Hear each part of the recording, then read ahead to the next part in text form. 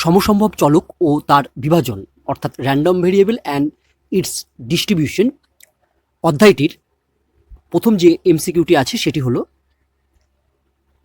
একটি যথেচ্ছ চলকের সম্ভাবনা অপেক্ষক সর্বদা greater than equal to 1, greater than 1, ধনাত্মক হবে, ঋণাত্মক হবে না। এই চারটে বিকল্পের মধ্যে কোনটি হবে? এই প্রশ্নের উত্তর করার পূর্বে আমরা একটি নোট পড়ে নেব। দেখো, নোটটি হলো, পরিসংখ্যা অপেক্ষক বা সম্ভাবনা অপেক্ষক এফএক্স দ্বারা এক্সের পক্ষে স্মল এক্স মান গ্রহণ করার সম্ভাবনা প্রকাশিত হয়। সুতরাং এফএক্স অপেক্ষকের নিম্নলিখিত দুইটি সত্য সিদ্ধ হওয়া বাঞ্ছনীয়।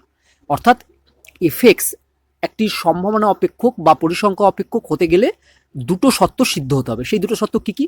না, এফএক্সকে অবশ্যই গ্রেটার ইকুয়াল টু 0 হতে হবে। আর সামেশন এফএক্স অর্থাৎ যদি এক্স চলকের মানগুলো x1, x2, x3 dot dot xn হয়, তাহলে F of x1, F of x2 plus dot dot F of xn এদের যোগফল হবে 1।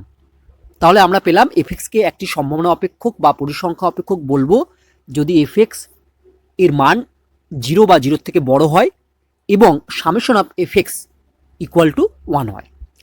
তাহলে এক্ষেত্রে কোনটি সঠিক হবে? দেখো, তোমরা পরীক্ষার হলে বেশিরভাগ সি অপশনটি করে দাও, কিন্তু সি অপশনটি সঠিক নয়, সি অপশনটি ভুল। কেন ভুল? কারণ দেখো, সি অপশনে আমার কি আছে না, ধনাত্মক হবে। এই অপশনটি দাগ দিলে কি হবে?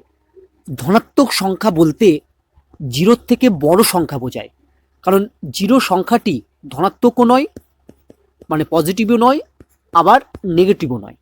ঠিক আছে, 0 সংখ্যাটিকে আমরা পজিটিভও ধরি না, আবার নেগেটিভও ধরি না। তাই সি অপশনটি হবে ভুল। তাহলে সঠিক উত্তর হবে হচ্ছে ডি, অর্থাৎ সম্ভাবনা অপেক্ষক কখনো ঋণাত্মক হবে না, অর্থাৎ নেগেটিভ হবে না।